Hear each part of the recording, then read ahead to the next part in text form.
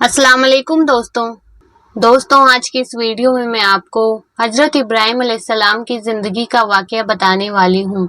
हजरत इब्राहिम अलैहिस्सलाम को अल्लाह पाक ने अपना दोस्त कहा है। हजरत इब्राहिम अलैहिस्सलाम अल्लाह पाक के सबसे खास पैगंबर हैं, क्योंकि हजरत इब्राहिम अलैहिस्सलाम ने अल्लाह पाक की हर आजमाइश को बगैर किसी शिकायत के कबूल किया। तो आइए दोस्तों जानते हैं हजरत इब्राहिम अलैहिस्सलाम की जिंदगी के बारे में। दोस्तों, इब्राहिम अलैहिस्सलाम इराक के एक मशहूर शहर बाबिल में पैदा हुए और इब्राहिम अलैहिस्सलाम के बाप यानी उनके वालिद बुतों की पूजा करते थे और बुतों की मूर्तियां बना बनाकर बाजार में बेचा करते थे। और जब इब्राहिम अलैहिस्सलाम छोटे बच्चे थे, लगभग 12 या 13 साल की उम्र में, उनके वालिद उन्हें मूर्तियां बना बनाकर दिया करते और कहते, ले जाओ इन्हें और बाजार में बेचकर आओ। मगर इब्राहिम अलैहिस्सलाम को ये बिल्कुल भी पसंद नहीं था कि बाहर जाकर इन मूर्तियों को बेचा जाए और बुतों की पूजा की जाए। जब इब्राहिम अलैहिस्सलाम मूर्तियां बेचने बाजार जाते तो लोगों से कहते, तुम इन बुतों की पूजा क्यों करते हो, जो मूर्तियां ना तुम्हें फायदा पहुंचाती हैं और ना ही नुकसान। और इस तरह इब्राहिम अलैहिस्सलाम जब मूर्तियां बेचने जाते तो एक भी मूर्ति कोई खरीदता नहीं था और इसकी वजह से उनके वालिद उन्हें खूब मारा करते थे। जब इब्राहिम अलैहिस्सलाम बड़े हुए तो अपने बाप और पूरी कौम से फरमाया कि जब तुम बुतों की इबादत करते हो तो क्या वो तुम्हारी सुनते हैं? क्या तुम्हें वो नफा या नुकसान भी पहुंचा सकते हैं? तो ऐसा सुनकर कौम ने जवाब दिया, ये सब हम नहीं जानते, हमने तो अपने बाप दादाओं को ऐसा ही करते देखा है। अल्लाह पाक ने हजरत इब्राहिम अलैहिस्सलाम को कम उम्र में ही हिदायत दे दी थी, इसीलिए उन्होंने एक पल के लिए भी कभी बुतों की इबादत नहीं की। इब्राहिम अलैहिस्सलाम ने अपने वालिद को समझाने की खूब कोशिश की और कहने लगे, अब्बा जान, अल्लाह पाक ने मुझे एक ऐसा इल्म दिया है जिसकी मदद से हम नेक रास्तों पर चल सकते हैं। मुझे डर है कहीं आप शैतान के हवाले ना हो जाएं और आप शैतान की इबादत ना करें, बेशक शैतान अल्लाह का नाफरमान है। इस पर इब्राहिम अलैहिस्सलाम के वालिद ने जवाब दिया, ए इब्राहिम, क्या तू मेरे माबूदों से फिरा हुआ है? तेरी जुर्रत कैसे हुई मेरे माबूदों पर उंगली उठाने की या सवाल करने की? तूने मेरे माबूदों की तौहीन की है। इसी वक्त यहाँ से चला जा और फिर कभी लौटकर ना आना। इस पर इब्राहिम अलैहिस्सलाम ने फरमाया, मैं यहाँ से जा रहा हूँ और अल्लाह पाक से आपकी बख्शीश तलब करता रहूँगा। इसके बाद हजरत इब्राहिम अलैहिस्सलाम अपने वालिद से जुदा होकर रहने लगे।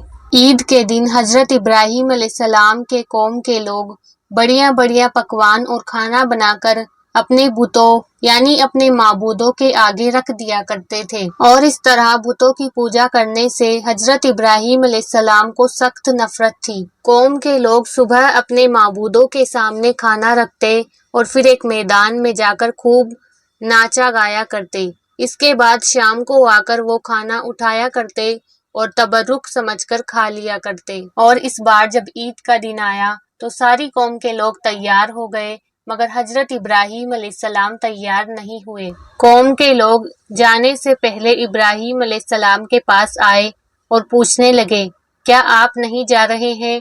इस पर इब्राहिम अलैहिस्सलाम ने आसमान की तरफ निगाहें करते हुए जवाब दिया, नहीं, मेरी तबीयत अभी ठीक नहीं है, मैं नहीं जाऊंगा। इसके बाद कौम के लोग इब्राहिम अलैहिस्सलाम को अकेला छोड़कर वहां से चले गए। इसके बाद इब्राहिम अलैहिस्सलाम उठे और बुतों के पास जाकर देखा कि उनके पास खाना रखा हुआ है और उस खाने को बुतों ने छुआ तक नहीं। इसके बाद इब्राहिम अलैहिस्सलाम फरमाने लगे, ए बुतों, तुम बोलते क्यों नहीं? तुम्हारे पास इतना सारा खाना रखा है, तुम इन्हें क्यों नहीं खाते? इसके बाद कोई जवाब न मिलने पर हजरत इब्राहिम अलैहिस्सलाम ने एक कुल्हाड़ा लिया और सारे छोटे मोटे बुतों को कुल्हाड़े से तोड़ दिया और उनके टुकड़े टुकड़े कर दिए। और इसके बाद छोटे बुतों के टुकड़े करने के बाद हजरत इब्राहिम अलैहिस्सलाम ने कुल्हाड़ी को सबसे बड़े बुत के ऊपर रख दिया। इसके बाद जब कौम के लोग वापस आए तो देखकर हैरान रह गए कि उनके माबूदों के टुकड़े किसने किए। आपसी बातचीत के बाद उन्होंने ये समझा कि ये सारा करा धरा इब्राहिम का है। वो सब इब्राहिम अलैहिस्सलाम के पास पहुंचे और कहने लगे تم نے ہمارے بتوں کی ٹکڑے ٹکڑے کیوں کیے؟ اس پر ابراہیم علیہ السلام نے جواب دیا کہ یہ سب مجھ سے کیوں پوچھتے ہو؟ جا کر اپنے بڑے بت سے پوچھو۔ اس پر قوم کے لوگ کہنے لگے، کیا تمہیں یہ علم نہیں ہے کہ وہ لوگ بول نہیں سکتے؟ اب ابراہیم علیہ السلام نے فرمایا، تم اللہ کے سوا اس کی عبادت کیوں کرتے ہو جو تمہیں نہ نفع پہنچا سکے اور نہ ہی نقصان؟ افسوس ہے تم پر اور ان پر بھی جنہیں تم اللہ کے سوا پکارتے ہو اور جنہیں تم اپنے ہاتھوں سے تراشتے ہو اور جن کی پوجا کرتے ہو۔ کیا تمہیں ذرا بھی عقل نہیں؟ اتنا سمجھنے اور سننے کے بعد بھی قوم کے لوگوں میں ذرا بھی عقل نہ آئی اور وہ اپنے کفر پر ڈٹے رہے۔ اس کے بعد قوم کے لوگوں نے حضرت ابراہیم علیہ السلام کو سزا دینے کا فیصلہ کیا اور خالی میدان میں جا کر لکڑیاں اکٹھی کی اور اس کے بعد ان لکڑیوں میں آگ لگا دی۔ اس کے بعد حضرت ابراہیم علیہ السلام کو آگ کے بیچوں بیچ چھوڑ دیا۔ اس کے بعد ابراہیم علیہ السلام نے صرف اتنا کہا، میرے لیے صرف میرا رب ہی کافی ہے۔ اس کے بعد اللہ پاک نے آگ کو حکم دیا کہ اے آگ، تو ٹھنڈی ہو جا اور ابراہیم کو ذرا بھی نقصان نہ پہنچانا۔ اس کے بعد آگ ٹھنڈی ہو گئی اور اس طرح اللہ پاک نے ابراہیم علیہ السلام کی حفاظت کی۔ یہ سارا منظر دیکھ کر قوم کے لوگ حیران ہو گئے اور سوچ میں پڑ گئے کہ آگ نے نہ تو ابراہیم علیہ السلام کے کپڑے جلائے اور نہ ہی ان کے جسم کو کچھ نقصان پہنچایا، بلکہ وہ رسیاں جل چکی تھی جن سے ابراہیم علیہ السلام کو باندھا گیا تھا۔ قوم کے لوگ ابراہیم علیہ السلام کو جلتا ہوا دیکھنے کے لیے وہاں کھڑے تھے، مگر وہ یہ منظر دیکھ کر حیران رہ گئے کہ ابراہیم علیہ السلام آگ کے درمیان بڑے فخر کے ساتھ بیٹھے ہیں اور اتنی تیز جلتی ہوئی آگ کے ان پر کوئی اثرات نہیں ہوئے۔ پھر حضرت ابراہیم علیہ السلام آگ سے نکل کر باہر آئے۔ اتنا بڑا منظر دیکھنے کے بعد بھی لوط علیہ السلام کے علاوہ کوئی ایمان نہیں لایا اور پورے بابل شہر کے لوگ کفر پر ڈٹے رہے۔ یہ رویہ دیکھ کر ابراہیم علیہ السلام نا امید ہو گئے اور سوچ میں پڑ گئے کہ اس سے بڑا یہ کون سا معجزہ دیکھنا چاہتے ہیں۔ اس وقت بابل شہر پر نمرود نام کے بادشاہ کی حکومت تھی، اور جب نمرود نے حضرت ابراہیم علیہ السلام کے اس قصے کے بارے میں سنا تو اس نے حضرت ابراہیم علیہ السلام کو اپنے پاس بلوایا۔ پھر اس نے حضرت ابراہیم علیہ السلام سے کہا، تم ہمیں اپنے رب کے بارے میں بتاؤ۔ اس پر حضرت ابراہیم علیہ السلام نے کہا کہ میرا رب وہ ہے جو سب کو زندہ کرتا ہے اور مارتا ہے۔ اس کے بعد نمرود نے جواب دیا کہ میں بھی لوگوں کو زندہ کر سکتا ہوں اور مار سکتا ہوں۔ اس کے بعد اس نے حکم دیا کہ جیل سے 2 قیدیوں کو لایا جائے اور یہاں کھڑا کیا جائے۔ اس کے بعد نمرود نے ایک قیدی کو سولی پر چڑھا دیا اور دوسرے کو رہا کر دیا اور کہنے لگا، یہ دیکھو، ایک کو میں نے موت دے دی ہے اور دوسرے کو رہا کر کر اسے زندگی دی ہے، اور اس طرح میں بھی زندگی دینے والا اور موت دینے والا ہوں۔ اس کے بعد حضرت ابراہیم علیہ السلام نے جواب دیا کہ بے شک میرا اللہ سورج کو مغرب سے لاتا ہے، تو اسے مشرق سے لا کر دکھا۔ اس کے بعد نمرود نے حضرت ابراہیم علیہ السلام کو بابل شہر سے نکل جانے کا حکم دیا۔ اس کے بعد حضرت ابراہیم علیہ السلام نے عراق کو چھوڑ دیا اور شام کی طرف روانہ ہوئے، اور وہاں جا کر انہوں نے اپنے چچا کی بیٹی سارہ علیہ السلام سے نکاح کیا اور سارہ علیہ السلام کے ساتھ وہیں پر رہنے لگے۔ یہاں کے لوگ بتوں کی پوجا نہیں کرتے تھے بلکہ ستاروں کی پوجا کیا کرتے تھے، کیونکہ ستارے رات میں نکلتے ہیں تو یہ لوگ رات میں ہی ستاروں کی پوجا کیا کرتے تھے۔ ایک دن حضرت ابراہیم علیہ السلام بھی ان لوگوں کے ساتھ نکلے اور ایک ستارے کو دیکھ کر مذاق میں کہنے لگے کہ یہ میرا رب ہے۔ پھر وہ تارا چھپ گیا اور چھپنے کے بعد حضرت ابراہیم علیہ السلام کہنے لگے کہ یہ کیسا رب ہے جو چھپ جائے۔ اگلے دن انہوں نے چاند کو دیکھ کر یہ کہا کہ یہ میرا رب ہے، مگر چاند بھی چھپ گیا۔ اس کے بعد حضرت ابراہیم علیہ السلام کہنے لگے کہ یہ کیسا رب ہے جو چھپ جائے، اور اگر دن کے وقت لوگوں کو اپنے رب کی حاجت ہوگی تو وہ کیا کرے گا؟ اپنی ان باتوں سے حضرت ابراہیم علیہ السلام ان لوگوں کو اپنی طرف کھینچ رہے تھے اور غور کرنے پر مجبور کر رہے تھے۔ اور جب سورج نکلا تو حضرت ابراہیم علیہ السلام فرمانے لگے کہ یہ میرا رب ہے۔ مگر شام ہوتے وہ ڈھل گیا تو حضرت ابراہیم علیہ السلام کہنے لگے کہ یہ میرا رب کیسے ہو سکتا ہے؟ یہ سبھی مخلوقات ہیں اور رب کہلانے کے لائق نہیں ہے۔ میرا رب وہ ہے جو اس تمام جہان کا مالک ہے، جو ہم سب پر رحم فرمانے والا ہے اور جس نے اس جہان کو بنایا ہے اور جو دنیا کی تمام مخلوقات کو پیدا کرنے والا ہے۔ اتنا سمجھانے کے بعد بھی ان لوگوں نے ایمان نہیں لایا اور کفر پر ڈٹے رہے۔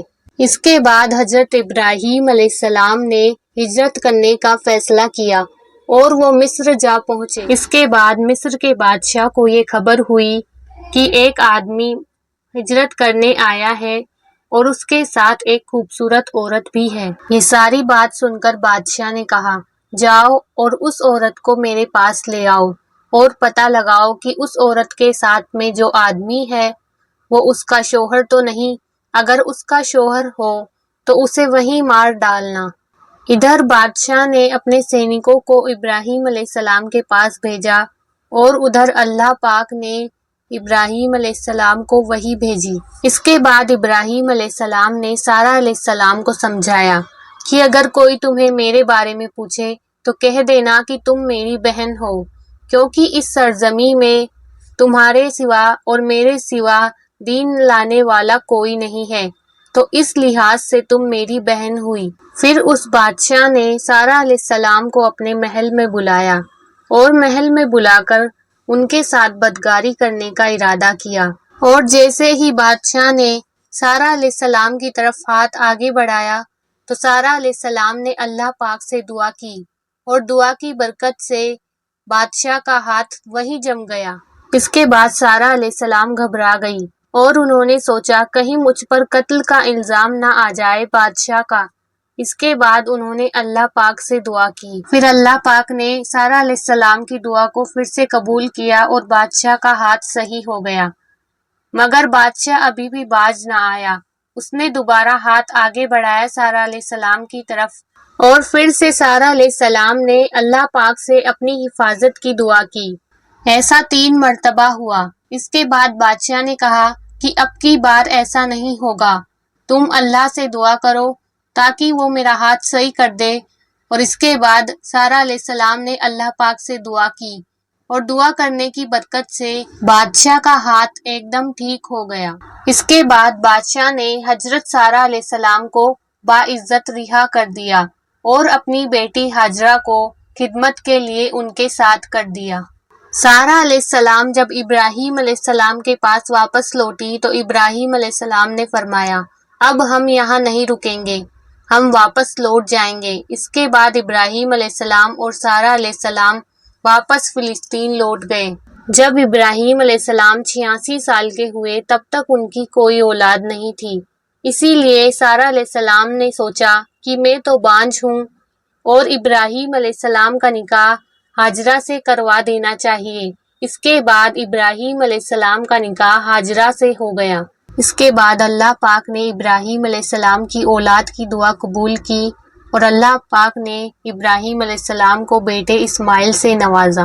اس کے بعد اللہ پاک کا حکم ہوا کہ اپنی بیوی ہاجرہ علیہ السلام اور اپنے بیٹے اسماعیل علیہ السلام کے ساتھ مکہ میں روانہ ہو۔ پھر حضرت ابراہیم علیہ السلام حضرت ہاجرہ اور حضرت ابراہیم علیہ السلام کے ساتھ مکہ میں پہنچے۔ اس وقت مکہ ایک بہت ہی بنجر جگہ ہوا کرتی تھی۔ حضرت ابراہیم علیہ السلام حضرت ہاجرہ علیہ السلام اور اپنے بیٹے اسماعیل علیہ السلام کو اکیلا چھوڑ کر مکہ سے دور جانے لگے۔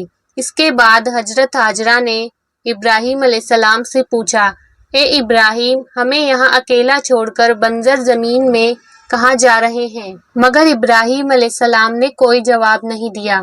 اس کے بعد حضرت ہاجرہ ابراہیم علیہ السلام کے پیچھے پیچھے دوڑتی رہیں اور کہنے لگی، آپ یہاں ہمیں اکیلا چھوڑ کر کیوں جا رہے ہیں؟ اس کے بعد حضرت ہاجرہ نے ابراہیم علیہ السلام سے پوچھا، کیا یہ اللہ کا حکم ہے؟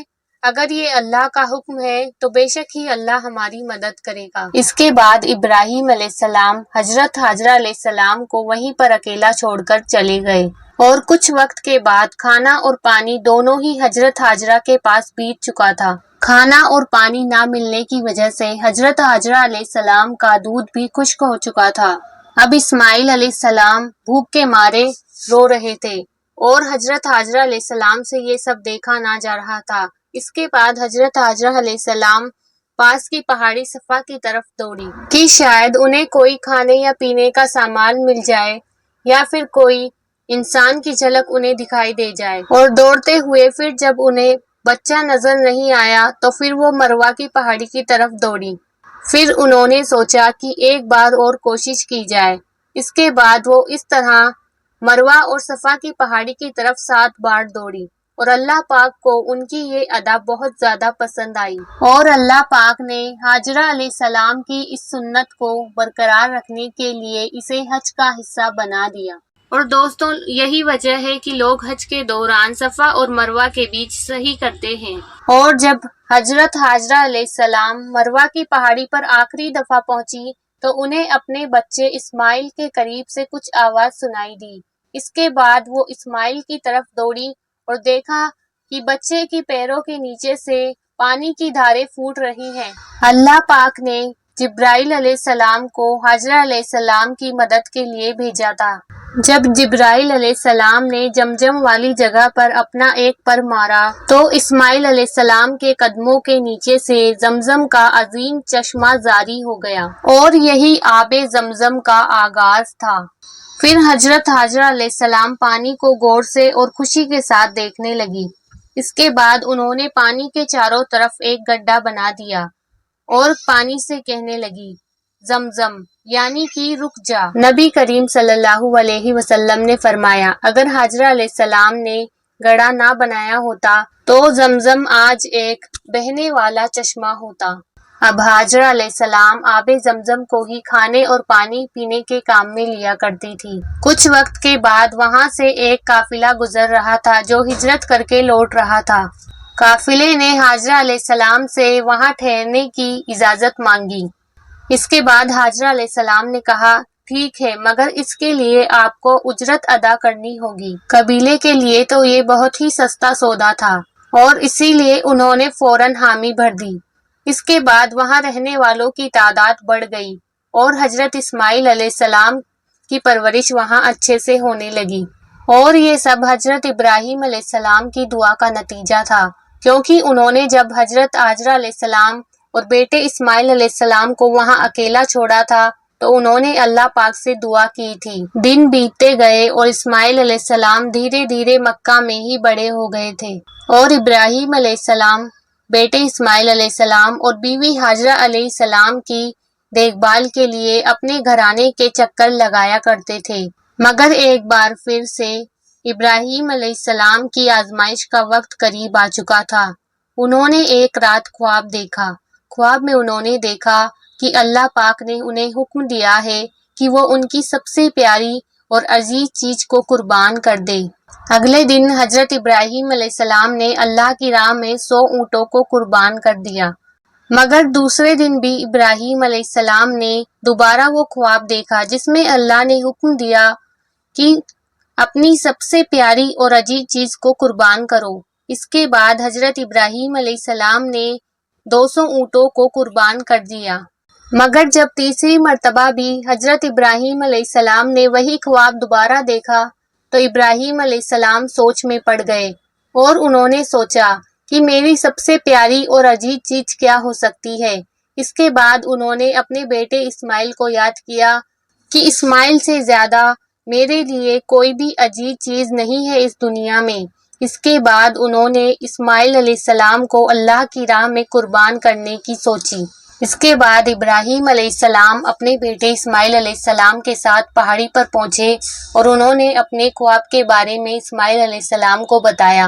تو اسماعیل علیہ السلام نے کہا کہ ابا جان، آپ فکر نہ کریں اور اللہ کی راہ میں صبر کرنے والا ہوں گا، اور اسی لیے جب آپ مجھے اللہ کی راہ میں قربان کریں تو میری پیشانی کو زمین پر رکھ دیں تاکہ آپ کو میرا چہرہ دکھائی نہ دے، اور آپ اپنی آنکھوں پر پٹی باندھ لیں تاکہ آپ کے ہاتھ نہ کانپیں اور آپ رک نہ جائیں۔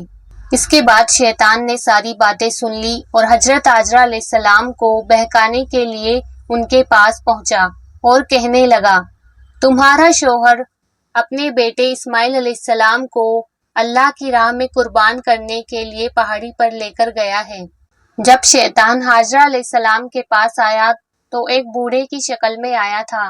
حاجرہ علیہ السلام سمجھ گئی کہ یہ ضرور اللہ کا حکم ہوگا کہ حضرت اسماعیل علیہ السلام کو اللہ کی راہ میں قربان کیا جائے، اور اس کے بعد حاجرہ علیہ السلام نے صبر کرنا اچھا سمجھا۔ اس کے بعد شیطان سمجھ چکا تھا کہ یہاں میری کوئی بات نہیں بننے والی۔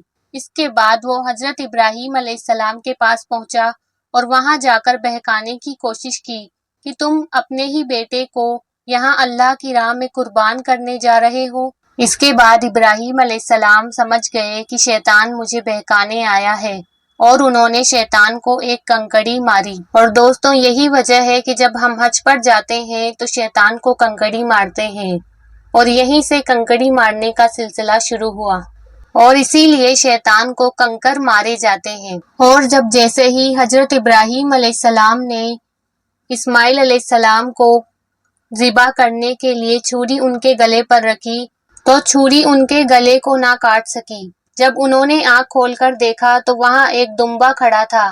دمبے کو دیکھ کر حضرت ابراہیم علیہ السلام حیران ہو گئے، اور حضرت ابراہیم علیہ السلام دور کھڑے مسکرا رہے تھے۔ اس طرح اللہ پاک نے ابراہیم علیہ السلام کو آزمایا، اور ابراہیم علیہ السلام اپنے امتحان میں سچائی کے ساتھ جیت حاصل کی۔ ابراہیم علیہ السلام کو 86 سال کی عمر میں اولاد نصیب ہوئی تھی، اور پھر بھی انہوں نے ایک بار بھی یہ نہ سوچا اور اسماعیل علیہ السلام کو اللہ کی راہ میں قربان کرنے چل دیے۔ اور اس طرح اللہ پاک کو ابراہیم علیہ السلام کی یہ بات بہت زیادہ پسند آئی، اور ابراہیم علیہ السلام کی سنت کے مطابق ہر سال ایک جانور کو قربان کر کے اللہ کی راہ میں قربان کیا جاتا ہے۔ اور قربانی کے گوشت کے 3 حصے کیے جاتے ہیں۔ پہلا حصہ غریبوں کا ہوتا ہے، اور دوسرا حصہ رشتہ داروں کا ہوتا ہے، اور تیسرا حصہ اپنے خود کے گھر کا ہوتا ہے۔ تو دوستوں، اس طرح حضرت ابراہیم علیہ السلام اور ان کے پریوار پر کئی آزمائشیں ہوئی، مگر انہوں نے بغیر کسی شکایت کے ان آزمائشوں کو قبول کیا اور صبر کی راہ پر چلے۔